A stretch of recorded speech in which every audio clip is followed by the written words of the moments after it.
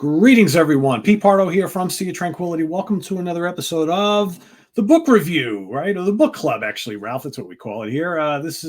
We do these periodically where we review some cool music books that we've been reading. And Ralph and I brought a special guest today. We've got Steve Rosen back on the channel once again. Of course, Steve is the author of Tonechaser, the great Edward Van Halen book that we were happy to interview Steve a couple months back, talking all about the book. Well, we're going to talk about it some more. Ralph has also been reading another Van Halen book. It's all about Van Halen today. That's the Eruption book. Who wrote that one again, Ralph? This is done by Brad Polinsky and Chris Gill. One was the editor-in-chief for Guitar World, and the other one was for Guitar Aficionado. Gotcha. Of course, Steve knows a lot about Guitar World, right?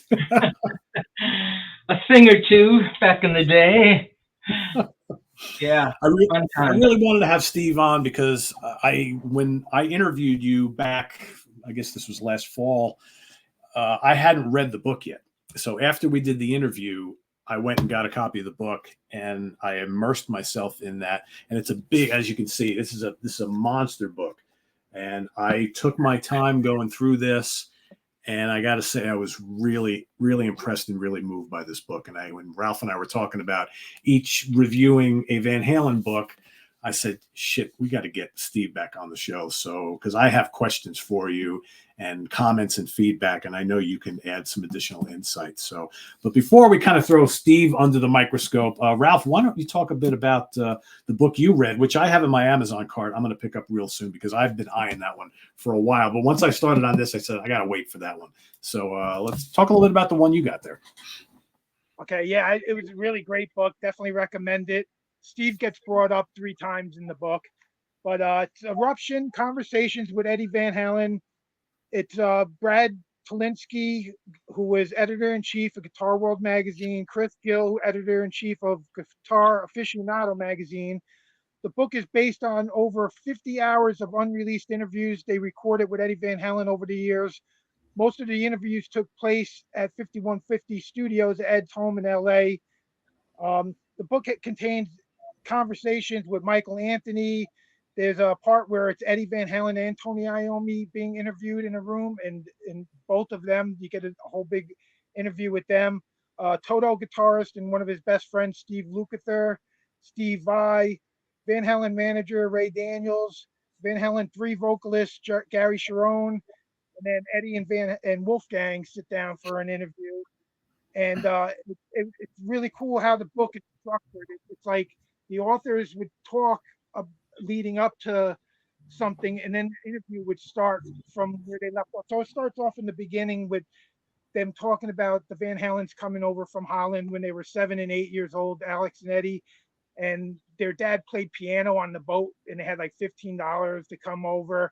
And then when they were going through school, like they didn't speak English, so they got a tight bond together, Alex and Eddie, because other kids would pick on Eddie and stuff, and it might have even led a little to some of his social anxieties later in life, where he drank a lot and the way he dealt with alcohol and stuff. But then it goes into the early years of Van Halen when they first started playing, and how they played at Gari's 140 shows in 1977. So like most bands don't even practice 140 times in a year, but they logged 140 shows at Gazzari's.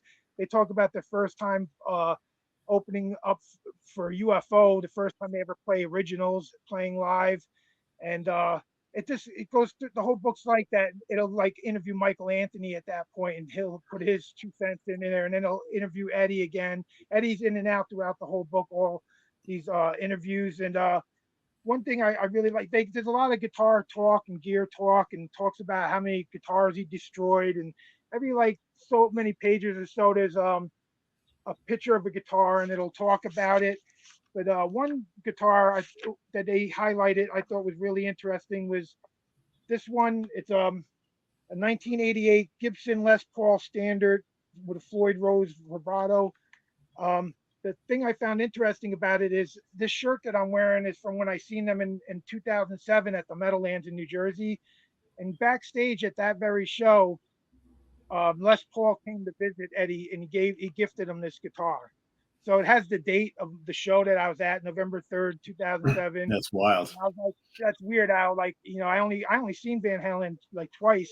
So it's weird that one of those shows, and it actually gets brought up twice in the book, that same show, because at one point feedback blasts Eddie's ear and he gets mad and picks up a monitor and throws it.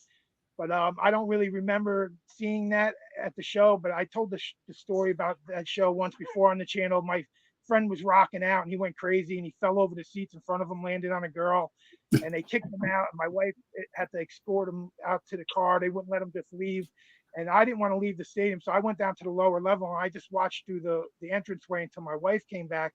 And then I noticed that people were just walking in, so we were in the upper level. So I said, let's just go in, and we went down, and we ended up way better seats for the rest of the show. But that's a little off the topic. But yeah, it's great. Like so many little stories and things about, like, at one point they told a story about early in the days they were doing all these covers.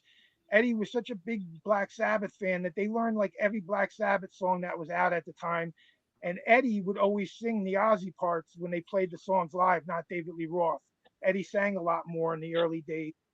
But yeah, just stuff like that. So many cool little tidbits. It's only 300 pages, this book, but I thought it was a fast read. I would have liked some more pictures. It's one of those books with the pictures in the middle, but I would have liked to have more pictures spread out throughout the book. But it was really great. I don't know why these interviews were like never aired before or shared before. Maybe they were like left off the interview that they used, but it was the parts that didn't make the interview. But to have all this 50 hours of interviews was amazing. So really good book. I definitely recommend it. Well, Steve, you could probably talk a little bit about all these interviews sitting in the vaults, right? I mean, that's basically what the basis of this book is. I mean, you recorded practically every interaction and conversation you had with Eddie over the years. And imagine having like a closet full of cassette tapes with all these conversations with this guy. I mean, and I'm sure you still have all that, right? I do. I've always had an archivist sensibility. So I was recording interviews from, the first interview I ever did, which sounds like, well, of course you recorded them, wouldn't any music journalist record them? And I'll tell you, man, I've met tons of guys. Some of them never recorded. They would just take notes. Others did record. They either tossed the tapes, because everybody was recording on cassette back in the day, or they just never took care of the tapes, and they've kind of, as we all know what will happen to analog tape, it'll just shrivel up and die. Yeah. But Pete, you said that I recorded most of the moments. I recorded a lot with Edward.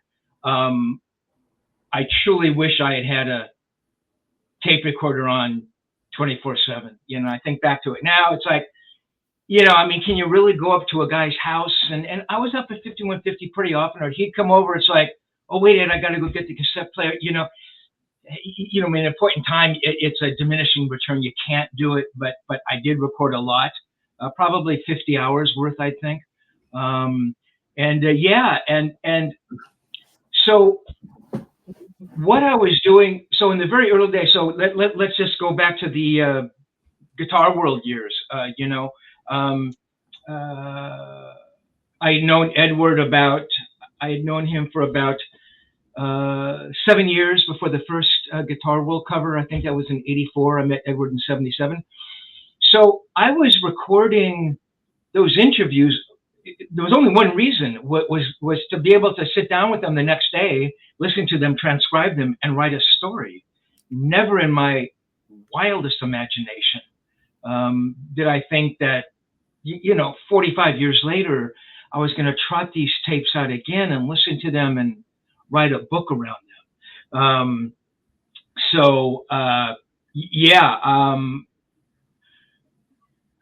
As an archivist, I tried to label them and keep them in a chronological order. Man, when I went back and I was writing the book, I realized how deficient I'd been. A cassette might just have said Edward Van Halen on it, and there was a lot of that stuff. So as I'm writing the book, so I'm using these as touchstones Some were labeled, and it's like, okay, there's the early stuff, but then I come to one that was just labeled Edward Van Halen, and I was like, I had to reverse engineer. So I'm listening to it to hear some key moment, to hear some key word that Edward would say, yeah, we just got back from the fair warning tour. I go, oh, okay, let me look. Fair warning, is whatever that was, 82, and so I could kind of reverse it, but then I was so bad. I would have like part one of an interview on the first part of the cassette and part two of an interview done a year later on the back of that cassette, because I was trying to save cassettes. I couldn't afford another cassette. I don't know what I did, man. But yeah, thank goodness I had the sensibility, and the cassettes did stay in pretty decent shape. I mean, some of those cassettes were 78 to 2020. What is that? 45 years, 47 years, something. Yeah. I did at a point in time go back and dump everything. I had a buddy do it. I dumped all the cassettes to CDs, and subsequently the CDs to hard drives. So I did do that. But when I was writing the book, I was working from the cassette because the quality was better. Even my buddy wasn't like a real tech guy, so even dumping it from the analog cassette to a CD and then to the hard drive, there should have been no loss in quality. Well, I mean, there was, and so I really had to work from the cassettes, and so I'd play a bit and I'd go, what was that he said? I gotta get that, and then every time I did, I was so fearful. I said, please God, do not let the tape break or spool up or something. But yeah, it was just figuring out the chronology and getting the tapes in order. Honestly, man, that took weeks and weeks to do. Oh, I can imagine. Yeah. I got to say, and I have so much to ask you, but I've never read a book like this before. I've read a shit ton of rock bios and autobiographies. I've never read one quite like this.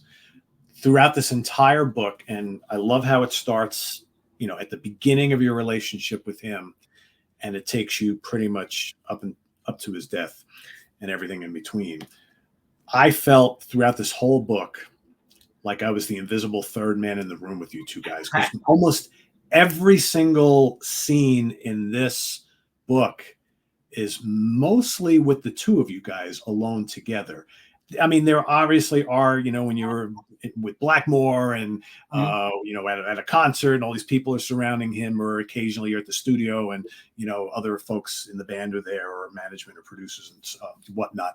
But most of the stuff here is very much your alone time with him, whether he's just calls you up and hops in the car and stops at your place, or just shows up, or the late night phone call at 12:30 at night or whatever, or him telling you to come over to your place. And, the way it's laid out, it's like, and then you can hear Eddie snorting coke off the table, right? And all this is in, all this warts and all, everything is in here.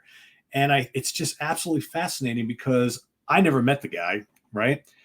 But I felt like I knew him after reading this book. And I felt like I knew him too. And that doesn't happen that often when you're reading a book like this. And what I found, I mean, I'm going to go off on all sorts of tangents here, but I want your take on it. I really, really felt your pain. And not to spoil anything for folks watching who haven't read this, I really felt your pain at losing someone who you considered was a good friend due to reasons that you had no control over. I'm not talking about him dying. I'm talking way before then. Do you feel that when he got sober, that he really changed as a person? There's no doubt in my mind. It was really evident. I think he had been addicted to things for so long that when he was sober, I'm not sure if I don't even know if he felt comfortable in his own skin. I mean, I think it's the best thing he ever did. I mean, the truth of it is, he never really got sober until 2005, 2007. I mean, really, there were times when he'd go through a period and he'd go to rehab and he'd be sober and go, yeah, man, it's the first time I've done a tour sober, and that would fall apart. But he did change. I mean, I think he was, and I get it. I mean, I just think he was so used to being high or all the time that when he did get sober, I don't know if he knew how to act. But he was a changed person. I mean, I really sensed that. And it was right after, so our friendship relationship sort of ends in 2003. And those are those really, really dark years. We've seen those pictures, and he's got the samurai bun and the teeth are missing, and he's dressed like a street person. 2004, 2005. I mean, that was horrible. So though I had felt a change in him happening quite earlier, before that. I tried to write about it, and why was it happening, and I tried to make sense of that. But yeah, Peter, I mean, you hit on the key thing, warts and all. I mean, there are parts when I'm writing it, I'm going, God, if I write this, these hardcore Van Halen fans, they're going to come screaming at me, and they're going to say, why did you write that? He's not like that. We know Edward Van Halen. He's the guy on the stage and the smile, and they're going to think I wrote it to be sensational or something. And you can tell from the book, he was just being honest with you. And even though you're a journalist, you're his friend, and he would say, and it's all in here, where he would say things about Michael Anthony, about David Lee Roth, about management, and he goes, "Don't print that. I can tell you, but don't print that." And by the time this book came out, he's no longer with us, right? So it's like, yeah. I mean, have you heard from anybody in the band about what's in this book? No. So the first edition came out in 2022, I think March, something like that.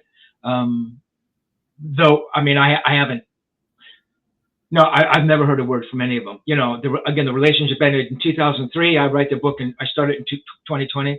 I'd never heard one word from anybody. In the book, again, I write about trying to reach out to Edward a couple times, email, and I had a phone number, and I never heard back. But yeah, that warts and all thing, that was a hard thing to deal with. And yes, and a couple of people, not many. I mean, I would say 99.9% of the people who've read the book and their responses to me are positive, and thank you for writing the book. And I think they understood where I was coming from. I wasn't trying to tarnish his legend. If anything, it's a 580 page book. It's an homage to the guy. I mean, it certainly is. Yeah. Right. I mean, it would have been easy to have written a book and not talked about any of that stuff, any of the warts, And when he would say, "Don't print this," you have to understand a lot of that stuff. Yes, some of it was he was referring to the book I was supposed to write. So back in 1985, just as a little background here, if people don't know, I was going to write his authorized biography. That never happened, but I did start working on that for about 3 or 4 years. So a lot of times he would say something and he'd say, "Don't print that." And he meant, I don't want that in the book at that moment in time. But before the book came out, he would say, "Don't print that." And he was talking about me going to write some article somewhere. So you have to understand that the reason he said that was, in 1984, when he's talking about Michael or Dave, or he was unhappy with that, if I had printed that and Warner sees that and the fans see it, that wouldn't have been a good thing. I never once, ever betrayed that trust. So people would say, "Well, but he said don't print it. Why would you do that?" Well, again, I could have taken the easy way out. If I just took out "don't print that" from the book, you never would have known that he had said that to me. But I wanted people reading it to understand that these were really private moments back in the day. Yeah. But here's 40 years later,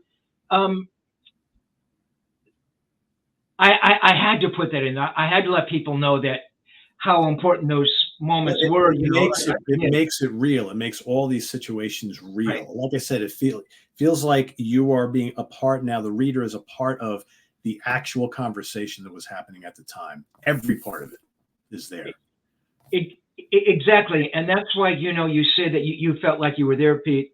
That was more than anything. That's what I wanted people to feel, that you're there, that he's not on stage. You're not hearing him on a record. He's sitting there on a couch smoking his 40th cigarette, and eating potato chips and, playing one of my electrics, acoustically. And he's just talking. And this is what he sounded like. And this is how he held the guitar in his lap. And oh my God, have you ever seen Edward Van Halen tune a guitar? Well, this is what it was like watching him tune a guitar. I mean, everything about him was remarkable, to my mind. And I figured it was going to be remarkable to everybody else, which is why it took 580 pages, because I mean, I could have written 10 pages on him, tuning a guitar or, smoking his cigarette or drinking a beer. I mean, I wanted to capture every single nuance of the guy. And, I wanted you to feel like, wow, yeah, I never knew that about him. That's so cool to know that. Yeah. As a reader, the turning point, I think, in the book for me, and again, I think that myself personally, I felt very much for you in this book because I'm also a journalist, right? And I've interviewed lots of rock stars and I've become friendly with some of them. And I know it's like, it's a relationship you have to balance a certain way. So I totally got your side of things here, but you have to wonder, going back to what I was talking about before about him getting sober and things changing, you guys agreed, you had this kind of handshake deal to do this autobiography when he was still, under the influence of everything he was doing. Mm-hmm. And then that whole process of starting the book and getting together with him and recording things and whatnot was taking a number of years. And then all of a sudden the book kind of loses importance, I think, in his mind. He gets married, he gets sober, and all of a sudden he's really all not that interested in the book anymore, but yet you have a job to do. You guys made an agreement and you as a journalist have to make this book happen, right? Because you got probably publishers and whatnot waiting for it. And I got the impression from reading the book, again, because to me, it's so real, that your persistence as a journalist might have put him off a little bit, because maybe in his mind, well, Steve's my friend. Why is he pushing me so much about this book that I don't care about anymore? Do you think now, looking back, that might have been a part of the rift between you two guys at that point in time? Honestly, I thought I was kind of really hands off when it came to that. I know that some people said, oh yeah, man, you just went after him and, all you want to do is write his book. Edward was the type of person that if you didn't bring it up, it would be forgotten the next day, literally. Yeah. Right. So, to backtrack a little bit. So, you had mentioned earlier, Pete, I mean, I introduced him to Ritchie Blackmore, Les Paul, and Billy Gibbons. He never remembered any of that stuff. It was never brought up again. I mean, the next day, so Les Paul, Edward is inducted into the inaugural rock walk at Guitar Center, right, where he's putting his hands in cement. So I'm there. I had met Les Paul, and Edward's there, and I'm thinking, oh my God, how amazing would it be if I could get those two guys together? I got the two of them together. I actually wrote that story for Guitar World. And the next day, I'm up at 5150, and I mentioned to Edward, I said, hey man, listen, I don't want to bother you at all, but if you're gonna, go do something like the rock walk and Dexterman, if you could just give me a heads up so I could kind of be there, and I could watch it and write about it. And he said, well, I didn't know I was going to the last minute, And I said, yeah, man, no, I get it. I'm not trying to, stalk you, Ed. But it'd just be so nice to know. And this is, I can't remember when he was inducted, 85, 86. So he was still kind of into the book at that point.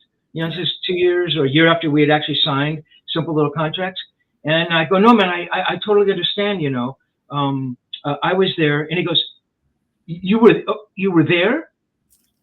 I said, yeah. And I was. So I mean, he didn't. Not only did he not remember that I introduced him to Les Paul, he didn't remember that I was even there. This is the next day.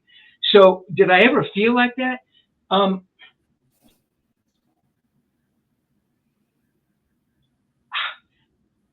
Consciously, no. I mean, did I think that I should have let it go? Had I not said anything to him after we signed those contracts, there's no doubt in my mind the book never, ever would have happened, because it never would have entered his mind again. Did I feel like I was pushing him? You know, do some people get that sense of that? I've heard some other writers say, oh, yeah, man, you were really chasing after him. Look, man, if they trade places with me, you're there with Edward Van Halen, he's given you the okay to write his authorized biography, you wouldn't try to make that happen? Valerie Bertinelli, and I write about it, was a big proponent of the book. She said, you need to push him harder. You need to keep on him. Look, if I hadn't said anything, would he have turned around one day and said, hey, man, let's sit down and do the book? I think it's highly unlikely. Did I push too hard at moments? It was always a gentle, hey, man, you know, can we talk about the book? Hey, you know, sometimes he'd bring the book up out of nowhere. You know, that's when he, you know, I've been working on the book for a while, and he offered to give me some money, which I thought was extraordinary. You know, he wanted to split the book with me, which I thought was extraordinary. You know, he set me up with his lawyer.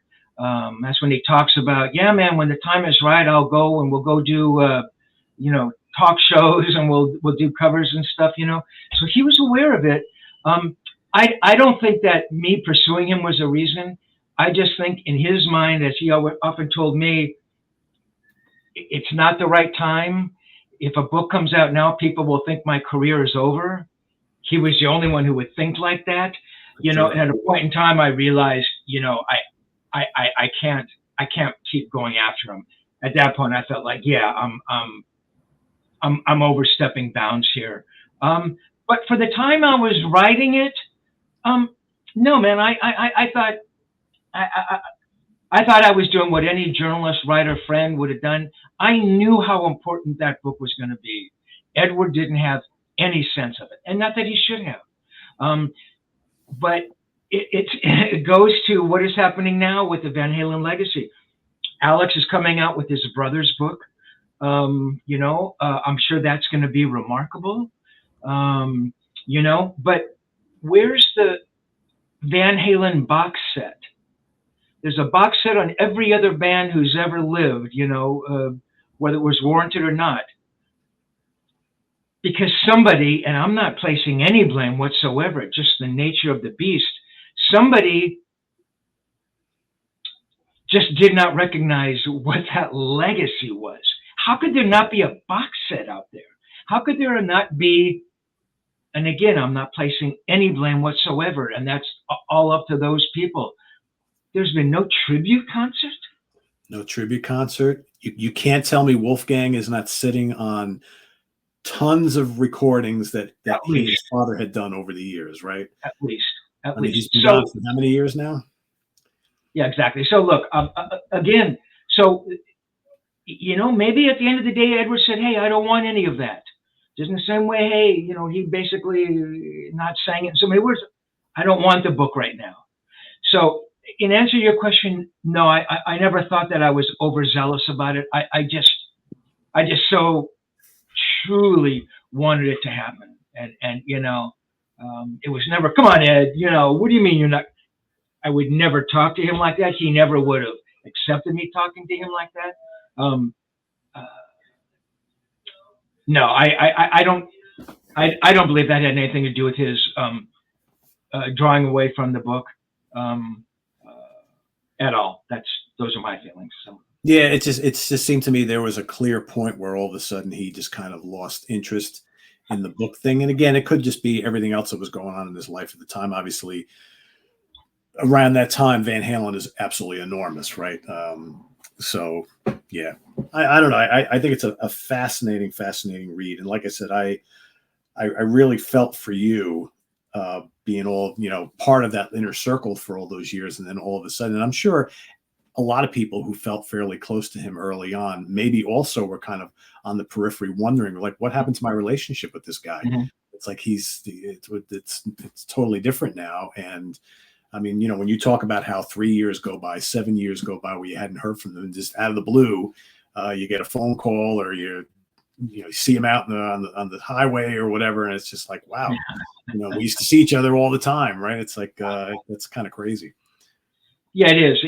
And I really truly believe it was other things that were going on with the band. So, I mean, truly, I recognized Edward sort of changing early '90s. A new manager comes in. The manager they had, Ed Leffler, passes away, and he was a really important cog in that machine. New management comes in. Yeah, man, I don't know. I mean, again, I try to talk about it, but then, those time passes, and, the marriage, gets a little rocky. The Warner Brothers record deal gets a little strange. There's even more upheaval in the band, and then Sammy comes in, and Sammy leaves, and there's another singer, so I believe it was all of those things just beginning to rear its ugly head when I was recognizing this change. Yeah, it was unfortunate. It was, I don't know, man. Yeah, it was sad. It hurt a lot, so. Yeah.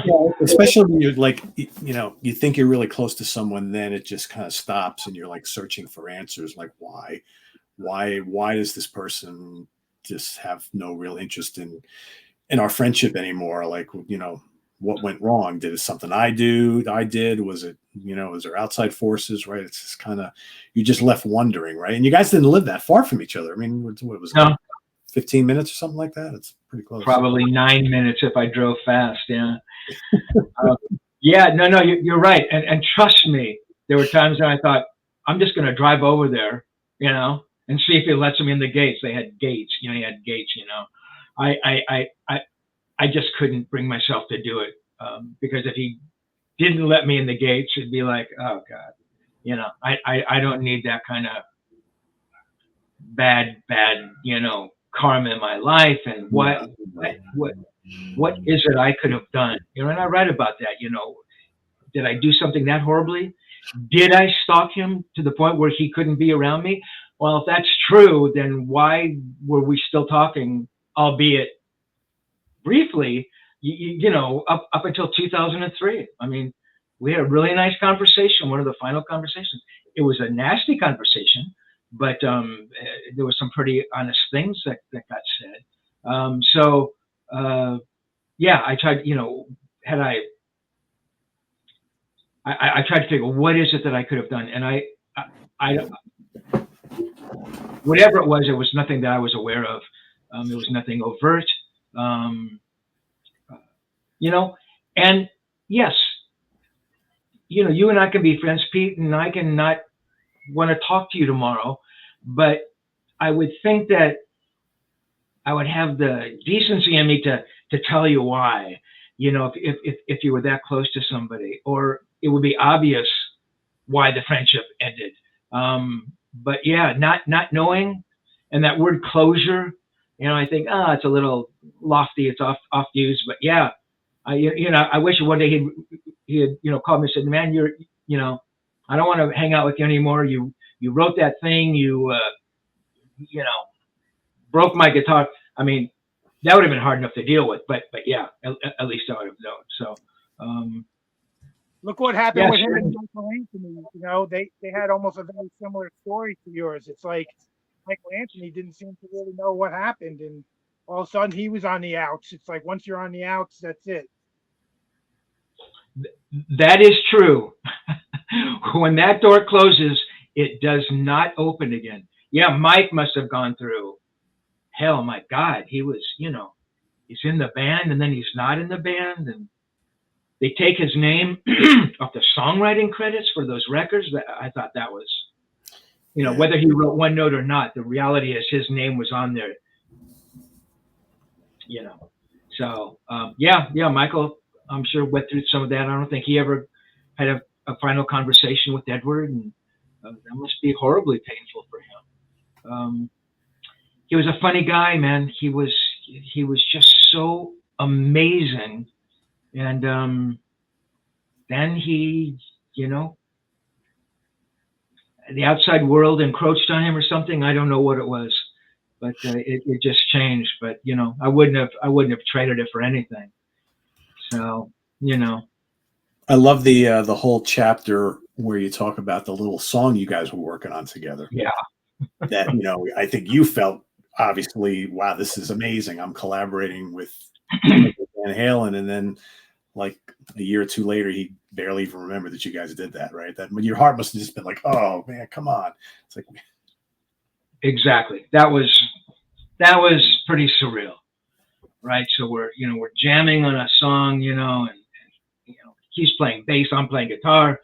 I'm thinking, oh, please God, let me come up with something. Don't let me, you know, I'm trying to remember how to hold a guitar pick, and you know, and I come up with this little lick, you know, and then he starts playing, and oh God, it was just amazing, you know. And then, you know, for some reason, again, and I can't remember why, he would come to pick me up once in a while. I think maybe he just wanted to get out of the house and drive, you know.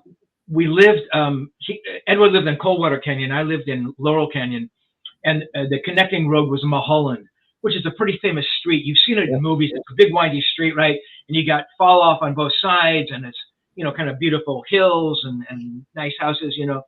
And so if you had a nice car like Edward had, you know, you'd go zooming along Mulholland and be at my house in no time. So, you know, he comes and picks me up, and he, you know, I go back to 5150 and goes, hey, let's jam. I go, sure, Edward, I'll jam with you. Why not? You know, jam with you, Edward Van Halen. So he picks up a bass, gives me his guitar, you know, and, you know, he turns on the power, you know, and I'm holding one of the Frankenstrats. And, you know, I just kind of hit it like a little bit, you know, and it's like a Van Halen tone. I mean, so amazing. And I start playing that riff. We played, I don't know, man.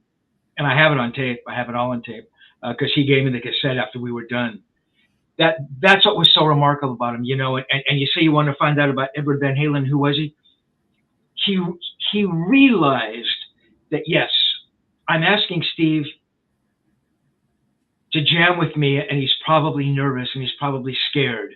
He would never say that. He would never say, come on, man, just play, you know, because that would have frozen me more, right? But so we just start playing. But then the end of it, you know, he hands the cassette to me because he knows how important the moment is. And he, you know, he didn't have to say anything. And so he got it, you know, he really understood that. So we're driving home, and, you know, this is when he asked, you know, and this is true. I have it, you know, I don't have this on tape because we were in the car, but it's true. He goes, hey man, what are you going to do with the song? You know, do you think I could work on it? I go, holy God, Ed, you know, do anything you want with it, you know? And I think I bring this song up again. And for me to bring it up again was really hard. You know, people think, oh, you pursued him about the book, and did you overstep your bounds? Every time I asked him about that book, trust me, it was really, really hard. I mean, you know, it was hard for me to do that. Whether people believe it or not, it was hard to ask him, hey man, can we sit down and work on the book? It was incredibly hard for me to ask him, I don't know, it was a week later, a couple of weeks later, hey man, you know, we did that song, and could we work on it, or did you work on it, you know? And yeah, he hadn't remembered, you know. But I can't say I sat there and jammed and sort of wrote a song with Edward Van Halen, and then there's the other time when he came over to the house, and I was recording with my buddy Ron De La Vega, and Ron was playing keyboards, and Edward comes in and hears a song, and he takes my guitar and he's sort of just playing over it and giving us ideas. And it was, oh my God, it was just so unbelievable. And he plays like the solo, and he'd never heard the song. Look, the song wasn't that difficult. It was like a, you know, E minor, D, C, you know, B minor was like a descending. I mean, he heard it instantly. He knew. You know, and he just starts playing, and it's, you know, a couple of notes that, you know, that weren't right, and I've got that on tape too. But you know, there was a moment, you know, where I could say, hey, I've got an Edward Van Halen solo on one of my songs, you know. but that was a chance to see the songwriter, the composer in him, because he was talking about how you build the second verse, and he would do like these little accented things, exactly like you'd hear like in a Van Halen song. I'm thinking, oh my God, it's like a Van Halen song, you know? But yeah, it was just those little moments, man, that were just so great, you know. He's so open and so giving, you know. I mean, he comes over to the house, and he'd obviously been playing guitar up at 5150 for the last 15 hours, and all he wants to do is play guitar. And he was so into it, you know. Me and my buddy on the little Fostex 4-track. I mean, he was into it as much as probably he was into, like, you know, noodling up at 5150. I mean, it was just amazing, man. Those are the amazing moments. And I tried to write about those, you know. I wanted you to be there and feel that. And how would you feel if Edward Van Halen came into your little Hollywood Hills guest house, you know, and is playing on your song, and, you know, telling you how to build the B verse, and, you know, so memories you'll always treasure, right? Absolutely. Yeah. Positively. Yeah. I love the even though it didn't turn out okay, I love the Blackmore story. Oh man. God, what a nightmare, right? Oh my God. You know, it's another, so that was kind of I don't want to call it selfish. That was the professional journalist in me thinking, my God, you're talking about, you know, one of the greatest proponents of the Stratocaster ever, right? Ritchie Blackmore, you know, this classic rock guitar player, and Edward, sort of the new guard, you know, the young Turk, the new kid. And I think, my God, how amazing would it be to bring them together? You know, and Edward was a big Purple fan, you know. I mean, I write in the book, I think it's an earlier chapter where we're talking about Purple. I asked him about, did you used to do Purple back in the club days? And excuse me, yeah, you know, he starts playing Highway Star, the solo from Highway Star, you know. So he was a big Ritchie fan. I think he was heavily influenced by Ritchie. So I'm thinking, my God, this will be amazing. I knew Ritchie. I had just interviewed Ritchie for the cover of Guitar Player. I'd actually interviewed him once before that. So it's not like we knew each other well, but he knew me. And, you know, obviously Edward. So it's on the Queen Mary Rainbow. I had just done a gig, which was weird because Ritchie obviously was a headliner, and he went on in the middle because he was pulling a Ritchie snit, and I'd been to hundreds of concerts. I'd never seen a headliner go on in the middle and let the opening act go on after him. So I should have thought about that before we went over there, you know, drove to the Queen Mary from the gig, which is just like 10 minutes away. This is like in Long Beach, California. I'm thinking, well, maybe Ritchie's in a bad mood tonight. Maybe we should not do that. But I'd already told Edward he wanted to meet Ritchie. I didn't know that Edward had already met Ritchie. Way back in the days, Ritchie had treated him like shit, insulted him. Ritchie was there with John Bonham. John Bonham, who was another, could be a pretty tough guy, gave him garbage. So we walk in, I'm thinking this is going to be epic. You know, we walk over and I see Ritchie and I shake his hand and I go, hi, Ritchie, this is, and before I can finish, you know, Ritchie, you know, looks at Ed and, you know, gives him that, you know, 1,000-yard stare, and so he says, I know you. He says, don't you play guitar? Oh my God, like my heart starts. A little bit. Oh my God, please God, let me out of here. Let me go jump in the ocean. I'll swim home.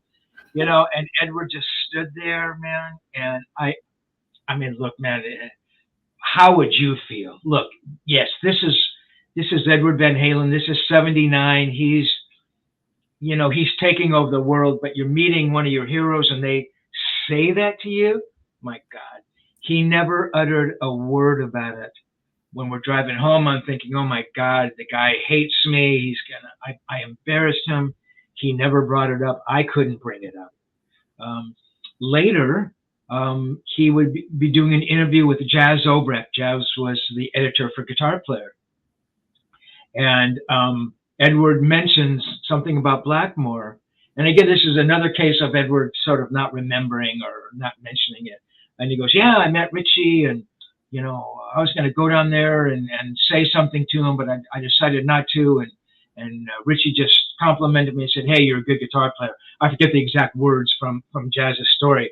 That's not what happened. And Ritchie did not say that, you know, but nowhere in there did he say, yeah, I went down there with my friend Steve Rosen.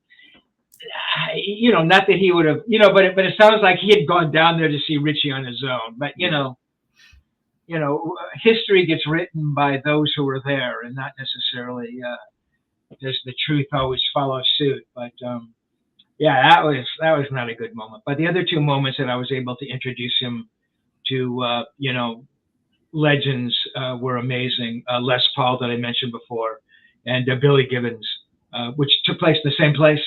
Down Long Beach, and then afterwards there was a party on the Queen Mary, and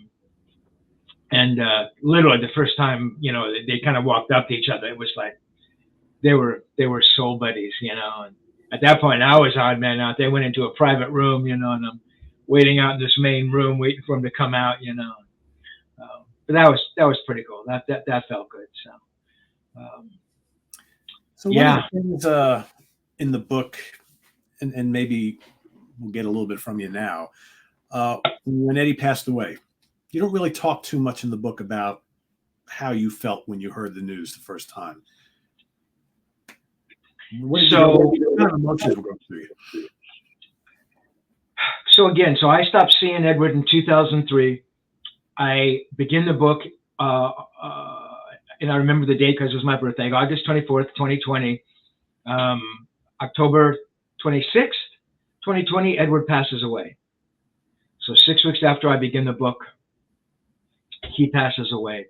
By then, I'd probably written 6 weeks. I'd probably written a couple chapters, 3 chapters.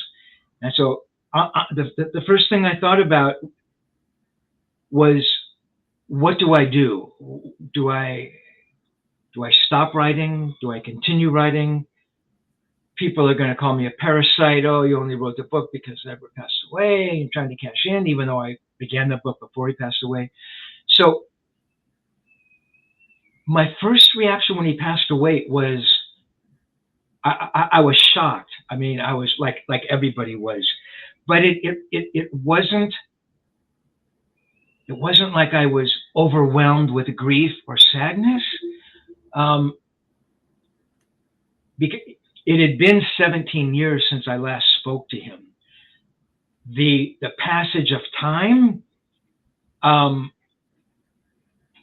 was a huge reason why I felt like that. Look, my God, had it happened a year after we stopped talking to each other, or 5 years after, it would have been different.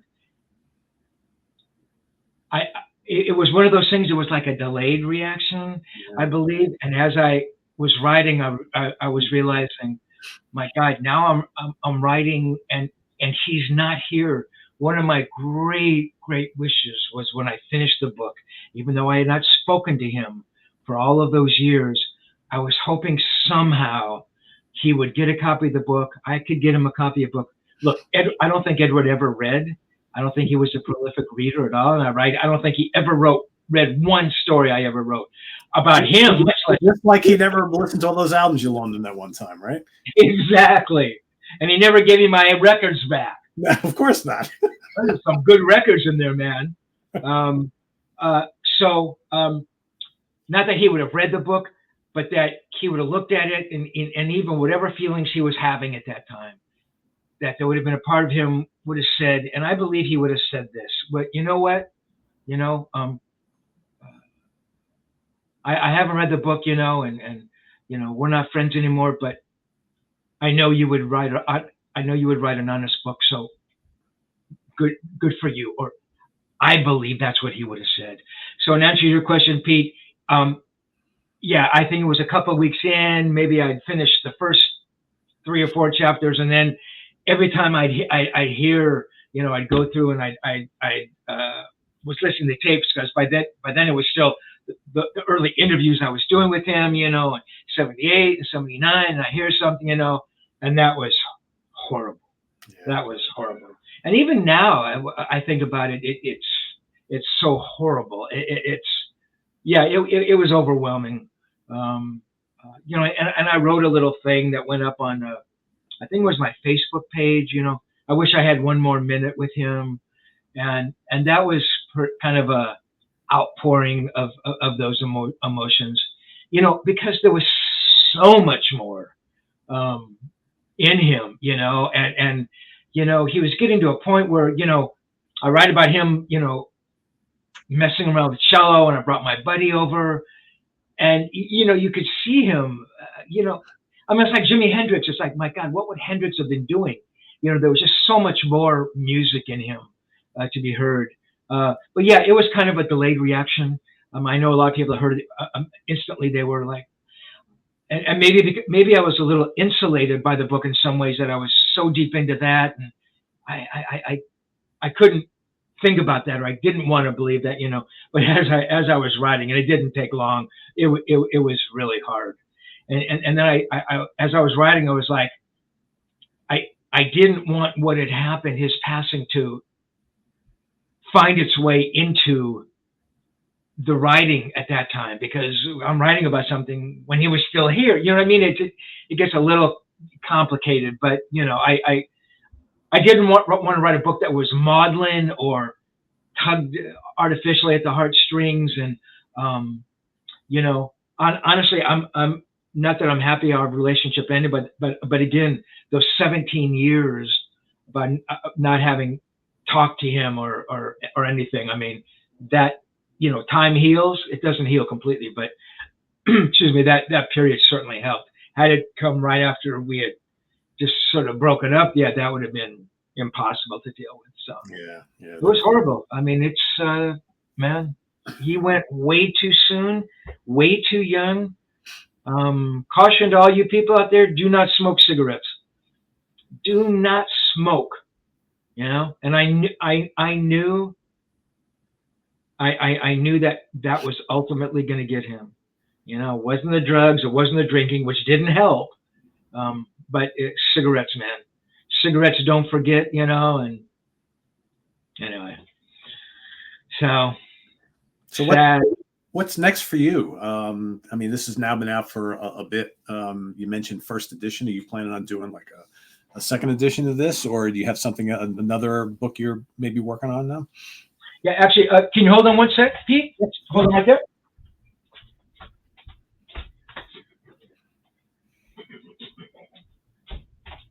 Sorry, guys. The metal guitar pick that caused his cancer. Yeah. Metal guitar pick. Yeah, exactly. So that edition you have, Pete, is the second edition, right? The first edition is that one where Edward's kind of standing. It's also it's actually in a schoolroom. That's a blackboard behind him. That's the first edition, and this is the third edition. Wow, that looks great. Yeah, isn't that beautiful? And all three covers are by my good buddy Niels Lozauer. Yep. And that's Niels' photo, and that shot is actually taken by my brother Mick. So this is the third edition, and this actually just came out in March. I just got copies. So my day is spent,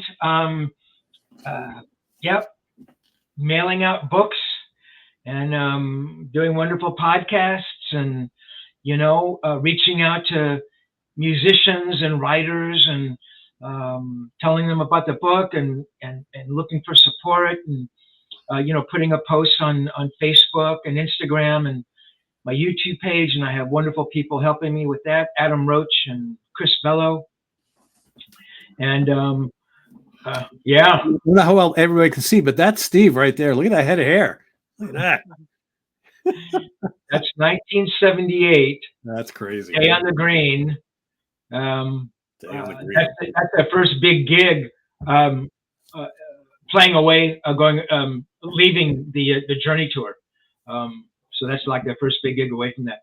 And I write about that day and interviewing Angus Young, and that's a remarkable story. And it, Peter, I can tell by the grin. So if you want to hear about that one, you got to get the book.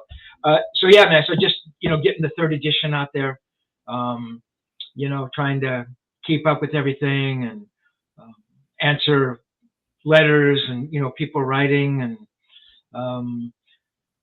so that takes up most of my time, I mean, this is going to basically lead you into your retirement pretty much, right? Or are you one of those guys who retirement, nah, that's not for me? Yeah, man, I knew retirement for me wasn't going to look like retirement for somebody who was working at a bank or a police officer, where it's like you're working on Thursday and Friday you're not working, and Right. the retirement begins. For me, I knew it'd be a gradual thing. I haven't really written for magazines or done any, interviews. I think it's been about 4 years now. So yeah, I think I had a sense that I was going to leave that world and begin the book writing world, to be able to devote all my time to this. And yeah, it was that sort of became the face of my retirement was Tonechaser. And it's been amazing, man. I mean, writing a book is not an easy thing. I mean, nothing in life is easy, but spending 14 months, and writing every day and writing a book, like you said, Peter, you've never read anything like that. And I know that you've read a ton of books, man. I really respect your opinion. So you get done with the book, and in my mind, it's the greatest book that's ever been written. I mean, I'm going to give John Steinbeck a run for his money, right? Until you put that book out into the world, oh man, I've written the greatest song in the world, my friends think it's the greatest, until you put it out there, and it's, what's reality is how people react to that song. So I knew I'd written a good book. I mean, it's the best book I could have possibly have written. But still, you never know. And I was worried. There's a part of me that was worried that people were going to interpret it in the wrong way. Like, why is, again, why would he write that? Why write that kind of book, But as soon as those first copies went out into the world, man, and I read what people were saying, I thought, oh my God, they get it. They understand it. So in answer to you, Pete, yeah, I mean, for me, honestly, hearing you talk about the book like that and your response to it and how you felt, and you felt sad and you left, man, that to me is the greatest. I've always tried to make a connection with the reader, going back to those Guitar World days. I put my address in there when I was going to work on Edward's book, and the editor said, don't do that. I go, man, I would get letters, I answered every single one. I mean, I made a point of every single one, and some people now, all these years later, said, hey man, I reached out to you at Guitar World and you sent me back a postcard. I used to write on postcards. I don't know why. And I still have that postcard, and they send me a picture of the postcard, something I'd write back. And to me, oh my God, that meant that much to them. To me, that's everything. That really, that's fantastic. I couldn't have hoped for a more remarkable response. So cool. it's been great. Well deserved. And I know as soon as we get off this call, Ralph is going to be like, dude, can I borrow that book like tomorrow? What I was going to ask is that third edition, is that a soft cover or is that a hard cover? No, they're all hard covers. I thought that Edward deserved a hard cover. I mean, I know that sounds kind of dumb, but the text is pretty much the same in the three editions. The covers are obviously different. The graphics are different. This third edition has it's an expanded photo section, but again, it's Ralph. It's not a photo-centric book. It's not like tons of photos in it. But I tried to track down some really cool photos. Yeah, the one picture was at the Long Beach Arena, and there's the famous picture of me, Edward, Les Paul, and Don Landy. Yep. And there's a picture of the famous cassettes. Yeah. And here's all the some of the covers I did. Yeah. There were so many more. Honestly, man, I just because I wrote for a lot of foreign magazines. So there were like Italian covers I did, German covers, and I just don't have copies of that stuff. But I love this one here, A Very Young Steve with Ronnie James Dio. So I guess I'm assuming that's on one of the Rainbow tours, right? Early on, like Long Live Rock. That's the first Rainbow tour. That's crazy. That's Ritchie. When I went out to Ritchie's house in Oxnard, and that's why that picture's in there, because Ritchie's in there. And Ritchie was actually pretty cool that night. Yeah. So yeah, Tonechaser. Tonechaser. A really good book. I would urge everybody watching, even if you have just a passing interest in Eddie Van Halen or Van Halen's music, if you want to read a truly moving and fascinating book on a rock god, because Edward was a rock god, you need to read this book.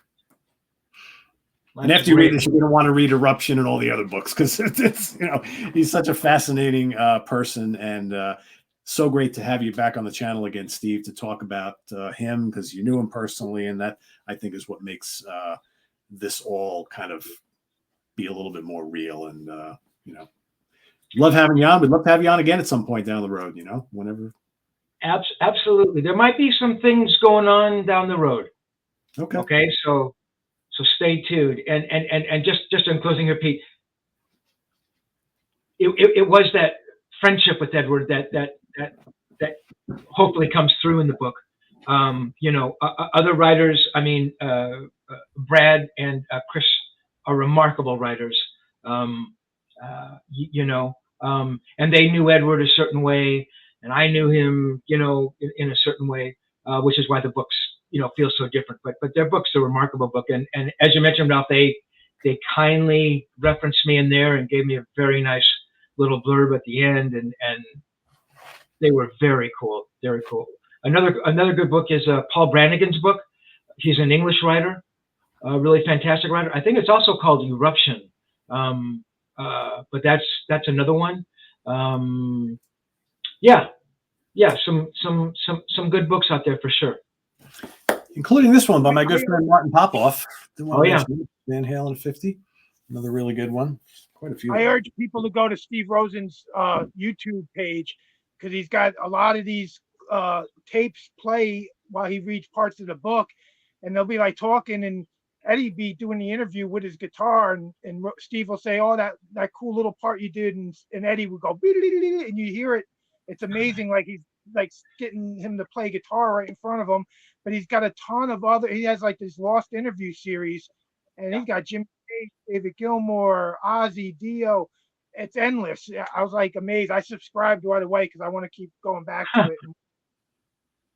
That's cool, man. I appreciate that. Yeah. There's some cool stuff up there. I actually put a couple of the Van Halen Edwards interviews up. Pretty much all of them. Put up a couple of them up there. You can get a sense of that, and then when you get the book, you can kind of read, what that interview was like and how I did it, I love putting that stuff up there, for people. And for the longest time, I kept that stuff to myself. It's like, this is mine, I don't want anybody else to listen to it. I was actually uncomfortable having people listen to it, like, what are they going to think, But I was lucky, I did meet a lot of those people, and so many of those guys, that I put up there. Well, not a lot, but a lot of them are gone, and so yeah, man. So you tell me you hear that stuff and you dig that stuff, man. I love hearing that. Very cool. So yeah, so that's probably hours and hours of listening right there. So we've all got lots of fun ahead of us hitting Steve's YouTube channel. So go check it out. And thanks for watching, everybody. Visit us on the web at www.seaoftranquility.org. We're on Facebook. We're on YouTube all together all the damn time. Eruption and Tonechaser and the new edition.